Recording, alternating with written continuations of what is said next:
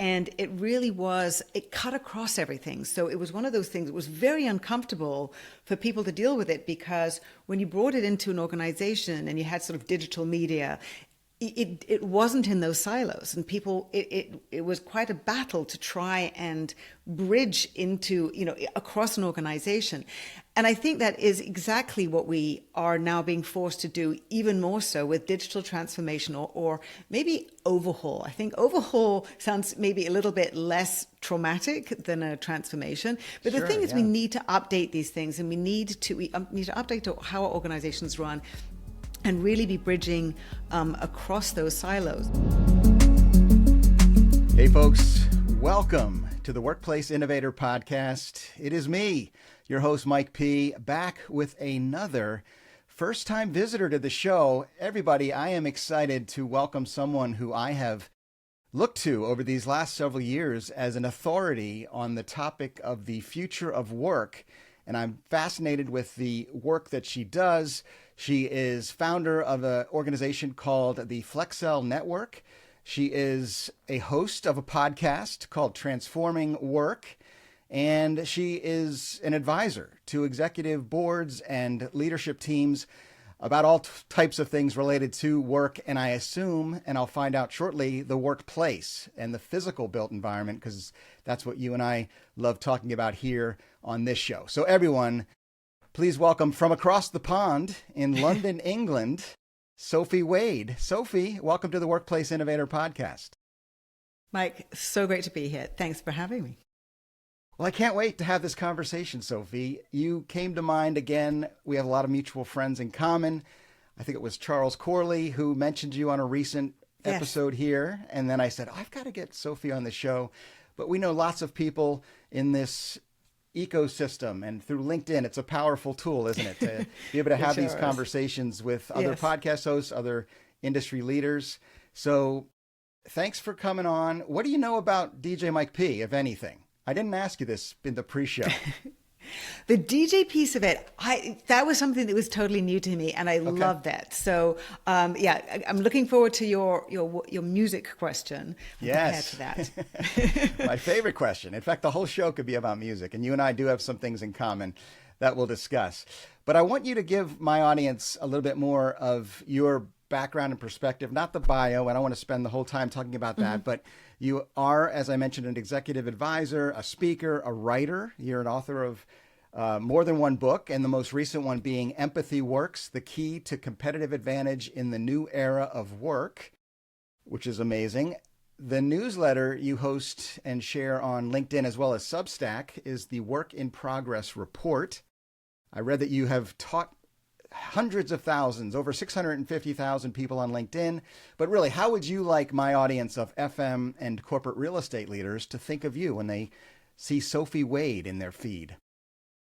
Thank you, Mike, for sharing all those details. I think, the key, one of the things that I have quite rarely in over the last few years is I do have a perspective on all the integrated elements of the future of work, which very much, of course, includes workplace. And something that I, even in my first book, talked about how IT, HR, and FM, now workplace and real estate, need to be coming together more closely over time. And that's really starting to happen now. So I know that we're going to address that later. But so when I think about, what insights that I can bring, it's really trying to understand how the pieces of the puzzle fit together. Because a lot of it is, there's so much change, there's so much going on, and it's changing in how we work, where we're working, what we're using, designing work, all these different things. And so what I try and do is really, I do sort of focus in each week in my newsletter on one specific area, but it's always touching on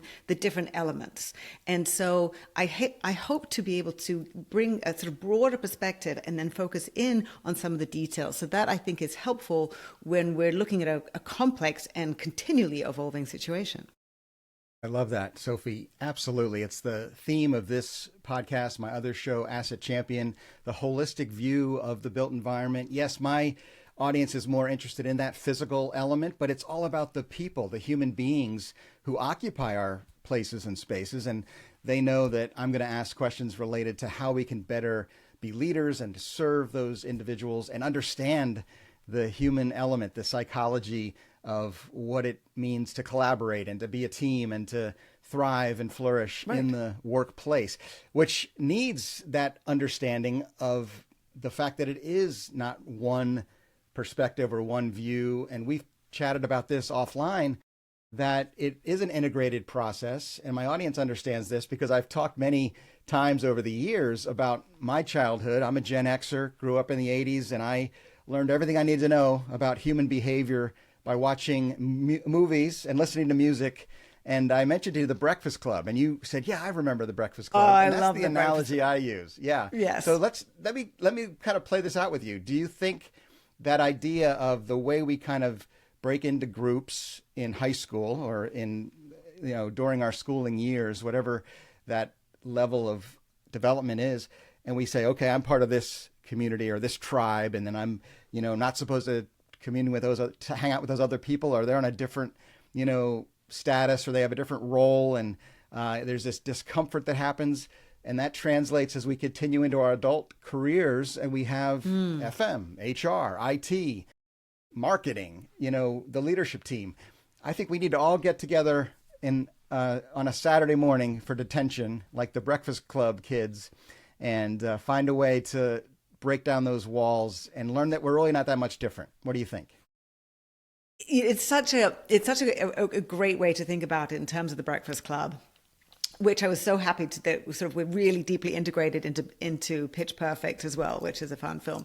Oh, right. But yes. One of the key things is when I first got into sort of the intersection of content and technology, years ago, and it cut across everything. So it was one of those things. It was very uncomfortable for people to deal with it, because when you brought it into an organization and you had sort of digital media, it wasn't in those silos, and it was quite a battle to try and bridge into, across an organization.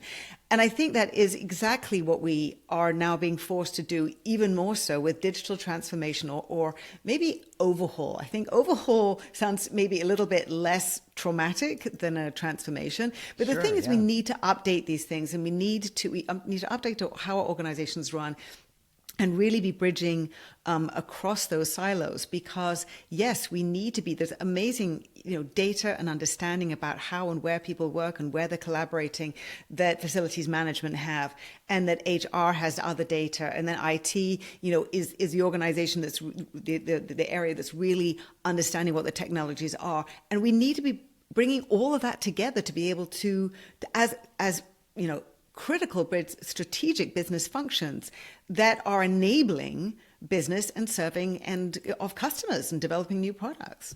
Yeah, and achieving the goals of the organization, whatever that is or those are. And we all do better if we feel a connection to that and understanding across all the broad categories you just described, and so not we're just not overlapping doing our tasks. Exactly. And you also working together to come up with the best solution. And, really when we come from very different perspectives, and facilities management has a very different perspective from IT, what is it when we integrate those things, when we have people who have different domain expertise? Sometimes, you might have somebody from facilities management who has more, tech understanding, or, from HR who has a great relationship with somebody in facilities management. And those type of relationships help people collaborate across those silos to really come up with new solutions, to be thinking differently, to sort of, helping that transformation into a different way of thinking about things, which is much more integrated. And, whether we actually merge those three divisions, or or you have one person who oversees them, which Corinne Murray and I have called the sort of chief shift officer, what to help all these shifts. It doesn't matter what the label is, and it could be grouped in different ways.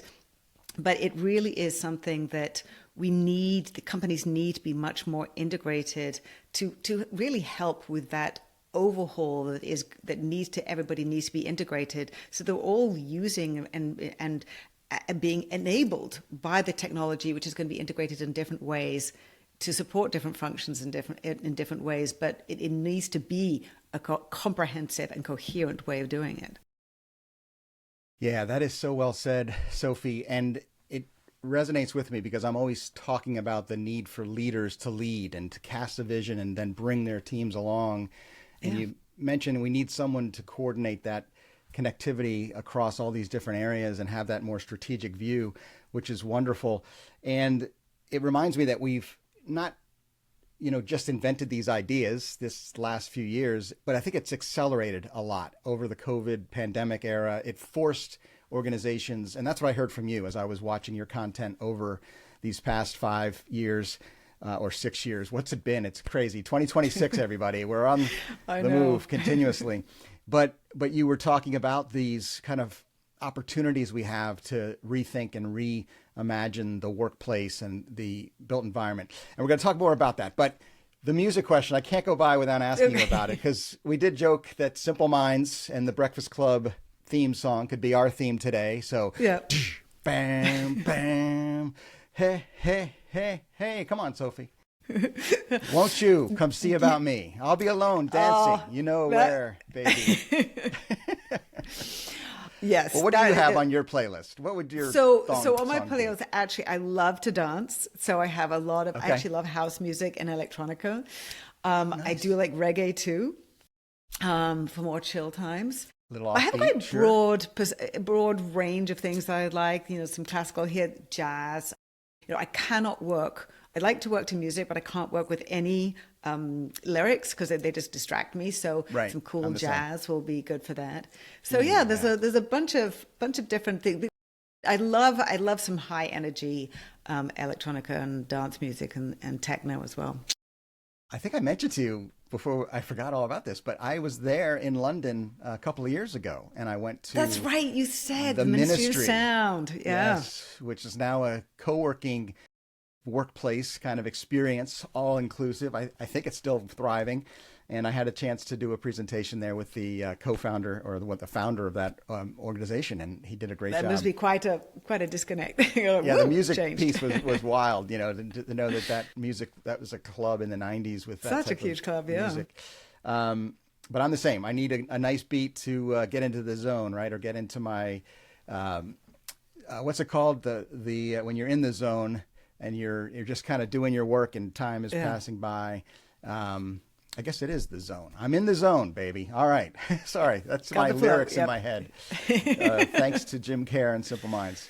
The other question I want to ask you is about the show we're on now, because you call yourself on your podcast a workforce innovator, and this is the workplace innovator.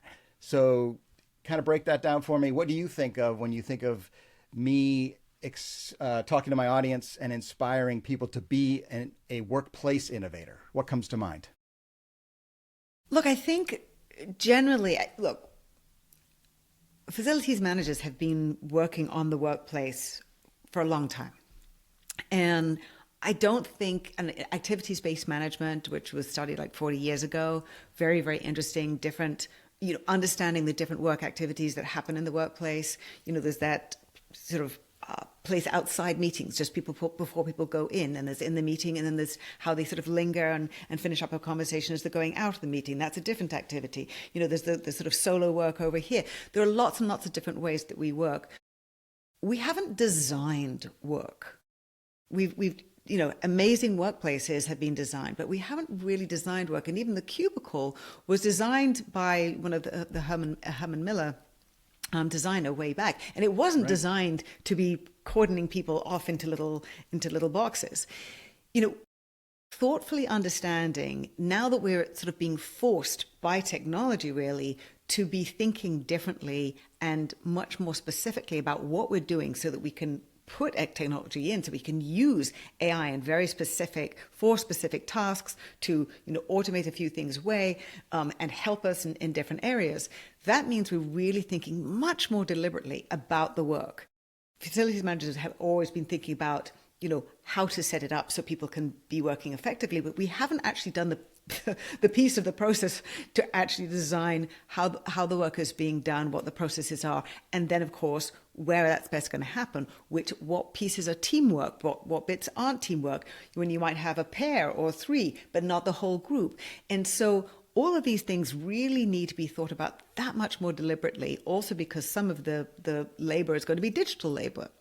And so what does that mean? Where do we have to be located? Do we have good Wi-Fi? Is the Wi-Fi? I remember talking to somebody who had designed Google X's new office in New York, and they had to have mobile sockets or sockets in the ceiling and all these, movable whiteboards, because everything had to be, able to be, grouping and regrouping in other places. So these are the things that there's so much more understanding, I think, after the pandemic, that we can optimally work in different places, in different ways, and group together to maximize each person and each team's outputs. And so what does that mean about how we need to be thinking that much more deliberately? And so I think this is a very exciting time, really, to be helping each person do their best work, and where and how that happens and what they're doing. I agree. And I think that my audience does play a role in that, although I think you have a seat at the table that they might like to have, or maybe the thing holding many of us back, or that idea that we don't have a voice to really create the policy or create the culture. We need to respond to what our leadership team says, and it trickles down to the facilities and real estate team to execute on those ideas. But I know you, based on my conversations I've heard with others in our industry, you're having those conversations about the strategy and about the way human beings need to operate here in 2026 and in the future of work. What could you tell us? What insights might you share to help my audience better respond, but also give them the power to innovate as workplace innovators and share their ideas, because they do have an understanding of what they see and hear, and on the feet on the ground type of thing, where they understand how people are using the space and what's working, what's not. It's got to be a kind of a two-way conversation, right? Absolutely. I mean, and not even two-way. I mean, these are group conversations to try and understand the people, to maximize the building and the spaces for how people work and for the work that they're doing. And that is also evolving. So, this is also a challenging time, of course, because it's not kind of like, okay, we're going to design it and then we're going to be done and it's going to be fine, because everything is in motion, everything is evolving. But we can understand that there are, 6 to 10 different ways that people work together when they're in the office.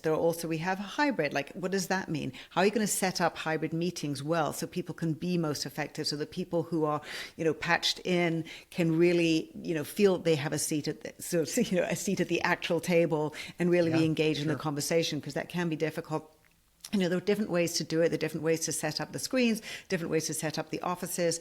And I think that the point is when, people in facilities management are talking more closely with HR and IT to kind of sort of like, well, how can we facilitate how the business is running, how operations are running to be most effective for this sort of what I call, a human system, because you've got the customer journey, you've got the employee journey, and all the different elements to it that need to be working harmoniously, and they need to be sort of coherent. And if you have all these silos, it can't work like that. So I would really recommend to facilities managers, be talking to HR. HR are dealing with so many different issues and challenges, and to get more data, to have more understanding. Okay, so how can we facilitate collaboration? How we can bring teams together? How can we encourage people into the office to be, and sort of help them schedule to be more effective when they are in the office, and then when they're not, when they're distributed, how can we be supporting that from our end, or even giving some advice to people in their home offices or third place, wherever they're working, so that I can give my, facilities management, workplace strategy expertise to help people be effective wherever they're best working, or wherever they have to work. They might be on the road. There's a lot of sharing and sort of co-creating of solutions that I think that this is where we need to be, because, and people, older people with a lot of experience and younger people who have much more, tend to have much more understanding of the possibilities of technology, working together, that's the way that we're really going to be bridging these, bridging the gaps and meeting the challenges that we're facing.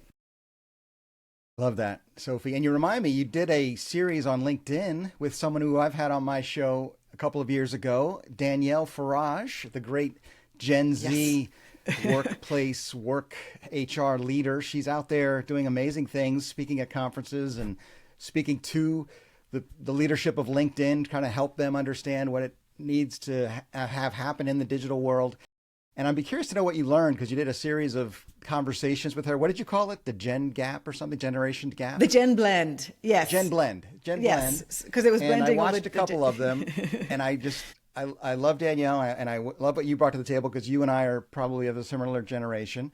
And so there are these perspective differences, the experience that we grew up with in establishing ourselves in a career, going to an office, being a part of an organization where the culture was there, where you made friends in person, in real life, and you maybe met your future partner or spouse.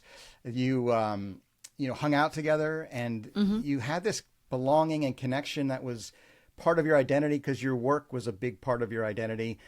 And I'm assuming that a lot of that has been broken with the distributed work, but you're an expert in making us, not that it's broken in a bad way, that it needs to be adjusted, or that we need to transform or rethink how we build those teams and collaborate and have the belonging and identity. Is, I'm part of this team that's on a mission to do X, Y, or Z, whatever the organization is all about.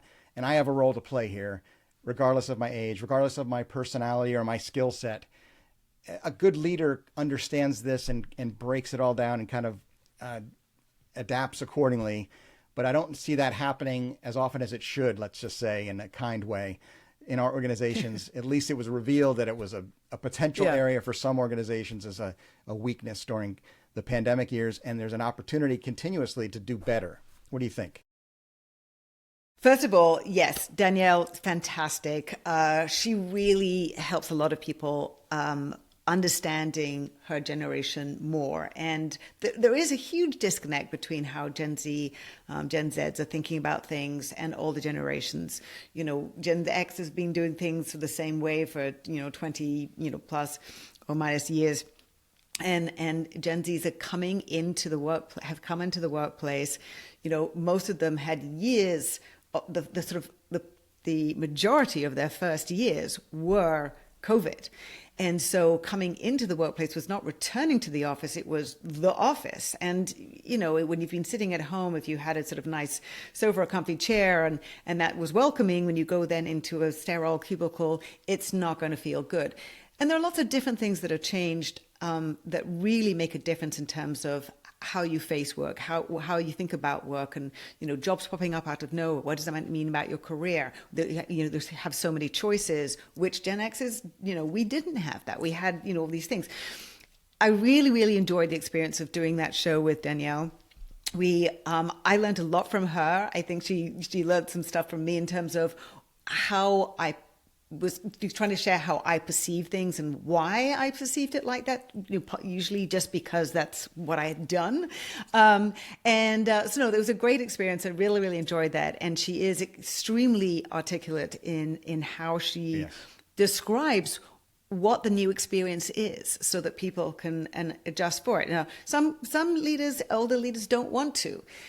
But I'm always, in the same way that she is, just saying that, put yourself in somebody else's shoes. And that's my whole empathy thing. Put yourself in their shoes and consider their experience as them, not as you would be with your experiences and your sense of history and ways of doing things.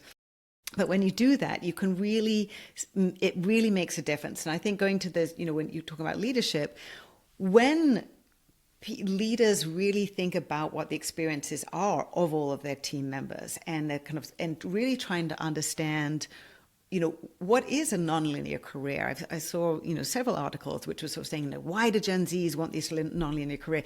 They're not looking for a nonlinear career, but with flatter organizations, there isn't any other choice. You don't have 15 layers of hierarchy that you can keep going up and keep getting promoted. So you have to be able to move horizontally and diagonally somehow, or get side projects and be able to acquire skills in different ways. So it's, these things aren't anybody's fault, but they're just very different experiences. And so trying to connect, and particularly leaders making that effort to try and understand what the different situation is, and sort of really trying to sort of listen. Okay, Mike, so this is what I heard. Is that what you were trying to say? Because often we could be speaking completely cross purposes across generations. Exactly. That's so well said. Absolutely. And a tool we can use that I learned from Danielle, or when I spoke with Danielle, is music for that Gen blend. I love music and continually looking for new music as well as my classic music. So it doesn't matter the generation. If I'm talking to an older person who's grew up in the 60s or 70s, I can relate to them because of the Beatles or the Rolling Stones or something that happened. And my kids share a lot of their music with me, and they also, I remember when my son came back from a party, he was actually, 14 or something, and be going to a bar mitzvah in New York, and he was like, oh, there's stuff called it wasn't disco, it was Motown. And I'm like, Motown. Yes, okay. Motown. Right. Yeah. And then so we share a lot of music. Yep. Yeah, we can go with the Simple Minds and new wave of the British new wave of the 80s, and then your 90s EDM, and all the way to when I was with Danielle. You know what we sang together? Oh, what? Sophie, we sang Miley Cyrus. I think at the time the big hit was I Can Buy Myself Flowers, and I could relate to Danielle because she loved that song. So yeah, you just don't want to hear everybody. No, I can keep a tune sometimes. Just definitely not consistent. There's no right or wrong when it comes to podcast karaoke, Sophie. But I appreciate it. Thank you so much. This has been amazing. Final thoughts. We have just a couple minutes left. The time goes by so fast. I always like to ask for some practical takeaway or next steps that my audience can think about or maybe jump into right after they listen to this conversation. What would you say as we head into the future of work together? Okay, so my first book was called Embracing Progress. A huge motto of mine, which actually I have in the end of my second book, which is onwards and upwards. There's a lot of fear about AI right now, and it's been increasing. But there's actually little really negative data. There's a lot of negative feeling. AI hasn't been taking away lots of jobs yet. And it may do in the future, but each one of us has the ability. We all have to be intentional about how we're working, how we're running our lives. There's so many more choices. There's so many different things that we can be doing. And, careers that we can, 5 careers over a course of our lifetime. Each person needs to be intentional, which means we each can pay attention to what we're doing with technology, how we're using it, how we're interacting with it. And if we have a positive, productive way of thinking about the future and where we're going, we can also affect that. And I think that that's something to really be thinking onwards and upwards, and making that happen, be part of that force that can make it happen and make it be the positive force and development, which I do believe in.